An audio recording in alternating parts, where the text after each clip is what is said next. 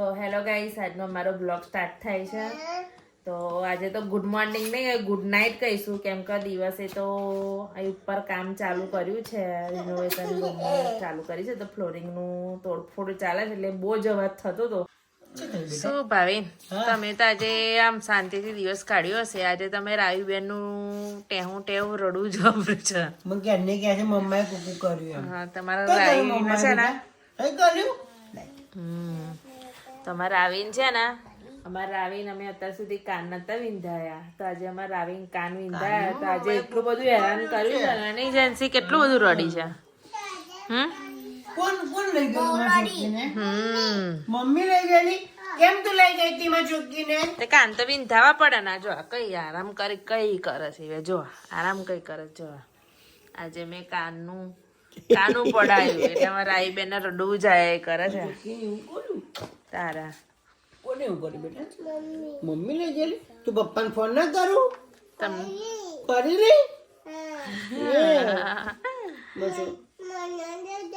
તને લઈ ગઈ? ઇન્જિન કરાયું? કઈ દુખતું તું તને? જો જેન્સી આપડી ફરિયાદ કરે છે. તું રડતી હતી? અરે અત્યાર સુધી રડી નહીં જેન્સી. શું છે? હવે સાંભળ રાહુ સાંભળ. આજે તને કરાયું ને, કાલે જેન્સી દીદીને કરાવવાનું. તમારે જેન્સી છે ને શું છે પ્રોબ્લેમ, કે એક કાનું છે ને એને એકદમ નીચું વિંધી કાઢ્યું છે. જો કેટલું બધું નીચું છે ને, એટલે હવે કાલે એક કાનમાં કાનું પડાવવા જાય ને, પણ એક કાનમાં બુટ્ટી પહેરવું તો સારું લાગે જેન્સી, એટલે બે કાનમાં પહેરી દેવાની. કાલે જેન્સીને વિંધાવાનું ભાવી. આજે આના કાનું પાડ્યું ને, તા એટલી બધી બીગન તમારે હવે નહીં વિંધાવું ગયા. દીદી રમા છે અત્યારે.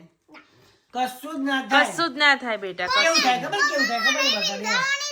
બસ એટલું જ થાય. અને અમારે વગર લેવા દેવાનું સૌમ્ય કે મને વિંધાવું છે, કેમ કે એક કાનમાં જો છે ને એ કે એનો રિસાયો છે. મમ્મી મને બી કરે. એના ક્લાસમાં કોને કરાયું છે?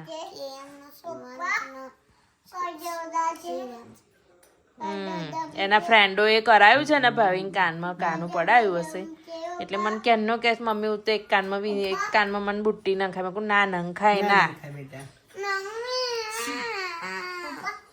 ચલો ભણવાનું કામ કરો હેડો. તમારા સૌમ્ય છે ને હોમવર્ક. અને આજે થયું શું કે અમારા ઉપરની રૂમ છે ને એ રિનોવેશન આખી થાય છે, એટલે દિવસે બ્લોગ અમારથી નહીં લેવાયો, કેમ કે ફ્લોરિંગનું નીચે કામ કરાય એટલે ના. એટલે એમાં થયું શું ભાવિન, આજે ફ્લોરિંગનું આપણે કામ છે, એટલે નીચે જે પેલું એ લોકોએ સિમેન્ટનો થડ માર્યો હોય ને, એ કાઢવા માટે પેલું શું આવે છે ડ્રીલ. એ ડ્રીલ મશીન એટલો બધો અવાજ આવ્યો છે આજે. આખો દિવસ માથું ચડી ગયું. એટલો ખરાબ અવાજ આવે ને ભાવિન, કોઈ બોલે એ ના સંભળાય, કે અવાજ જ એટલો આમ કાનમાં વાગે નહીં જેન્સી. કેટલો બધો અવાજ આવતો હતો.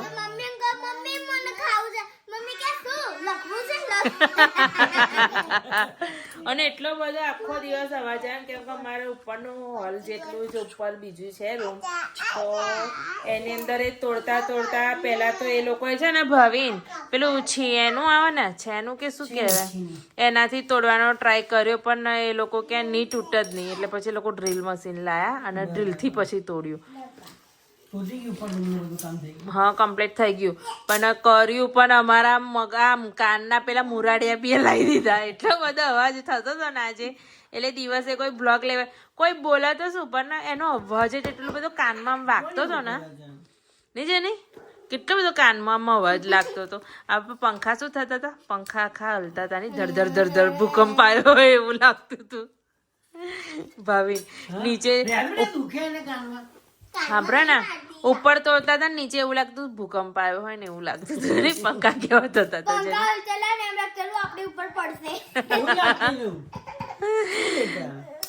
મનસી તો કે ઉપરથી આ લાગે, ઉપરથી ગાબડું પાડી નીચે જ પડવાના પેલા કાકા કે. પણ હવે છે ને કાલના બ્લોગમાં તમને બતાવીશ કે ઉપર કેવી રૂમ કરી દીધી ભાઈના વગરની. એક બી દરવાજો મળે ને, બધા દરવાજા કાઢી નાખ્યા છે, અને નીચેનું આખું જ બધું સાફ કરીને બાજુમાં ઘીસી પાડી છે. હવે સ્ટાર્ટ થશે ઉપરનું. આખી રૂમ જ આખી રિનોવેશન એટલે કરાવી આજે થોડોક બ્લોગ છે એમને કન્ટેન્ટ હા થોડુંક જ છે થોડુંક જ કન્ટેન્ટ છે અરે આવું કઈથી લાવી આ ઢીંગી કઈથી એ છે ને એના આલી ગયા બા આલી ગયા કયા બા આલી ગયા કોણ આપી ગયું તને ઢીંગી કયા બા ઈલમ બા કયા બા તું રડતી કેટલી આપ્યું હા તું રડતી હતી હા એ બસ તારની એવે લઈ લઈને જ ફરે છે ગળે છે હા જો પેલું કીધું નહીં બાળપણથી જ છોકરીઓને ભાવિન કુદરતી રીતે જ પેલું માયાળું હોય આમ જો ઢીંગલી કેટલી વાલી કેવી એનું ઊંઘાડવાનું ને એ બધું આવડે છે ને હા બેટા ઓલાનું ઓલા લે પપ્પા ખોલામાં ઊંઘાડો. પપ્પા ઉડાડે બેટા જો પપ્પા સુડાઈ દે શું બેટા બોલ શું દીકા હા તો લખો હવે સમા સૌમ્ય છે ને સરસ લખતો થઈ ગયો છે નહીં ભાભી સ્કૂલ બદલ્યા પછી ઘણો બધો ફરક પડી ગયો છે મને બહુ ટેન્શન હતું પહેલા મને થોડુંક 50% ટેન્શન દૂર થઈ ગયું છે સૌમ્યાનું હે સૌમ્યા પણ સૌમ્યાની એક વસ્તુ મને નહીં ગમતી અને અક્ષર હજુ સુધારા ને તો કંઈક આમ મજા આવે યાર ને બેટા એ મમ્મીનું સપનું પૂરું કરી દે હે અક્ષર સુધાર દે જેન્સી કેમ બુક મૂકી દીધી ચાલુ કર બેટા પણ સ્પેલિંગ મોડે કરો ચલો જો પેલી જો અને પછી ભાઈ ડ્રીલ મશીન નું કામ પત્યું એટલે અમારું જેન્સી આપણે રાવીનું ચાલુ થઈ ગયું રાવીનું ડ્રીલ ચાલુ થઈ ગયું હા અમારા રાવી બેન એટલું બધું રડ્યા હા એક વખત તો માનસી જેન્સી તને મૂકવા માટે લેવા માટે આવીને ટ્યુશન પછી તેથી બીજા ટ્યુશનમાં મૂકવા માટે આવીને તો બી ચૂપ ના રહી ઘેર આવીને એટલું બધું રડી છે વાત જ નહીં પૂછવાની શું કહું તું સીધી રહે તું માં છોકરીને પરેશાન ના કર જો હેરાન ના કરી જો પપ્પાને કહી દીધું ને એને અલી તું ક્યાં ને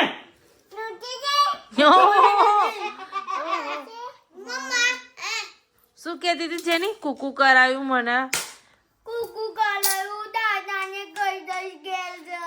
પાછું દાદાને કહી દીધું તમને ફોન કર્યો બેટા જેન્સી આવી હતી કુકુ કરવા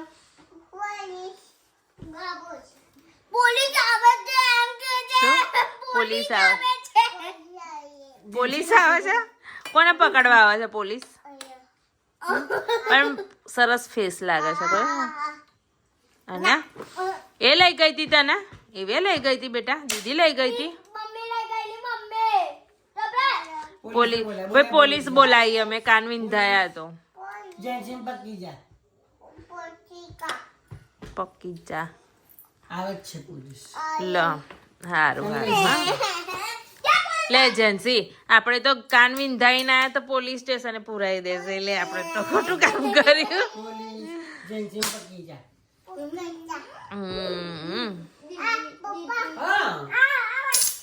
સીધી રહે હવે તો ચલો રાવીએ તો હવે છે ને પોલીસ બોલાવી લીધી છે એમને પોલીસ સ્ટેશન પુરાવાની છે એવી અમે એના કાન વિંધાયા એટલે નહીં રાવી હે ને હા તમારા આઈ બેનની ફરિયાદો પતવાની નહીં અને હવે 9 વાગી ગયા છે મારા સૌમ્યને ભણાવવાનો ટાઈમ થયો છે તો હવે કમ્પ્લીટ ધ્યાન એની પર આપીએ એટલે હવે શું કરીએ કે શોર્ટમાં આજે બ્લોગ બનાવ્યો છે તો આજે બ્લોગનો એન્ડ પણ જલ્દી થઈ જાય છે અમારો તો આજનો બ્લોગ અમારો સારો લાગ્યો હોય તો લાઈક શેર સબસ્ક્રાઇબ કરજો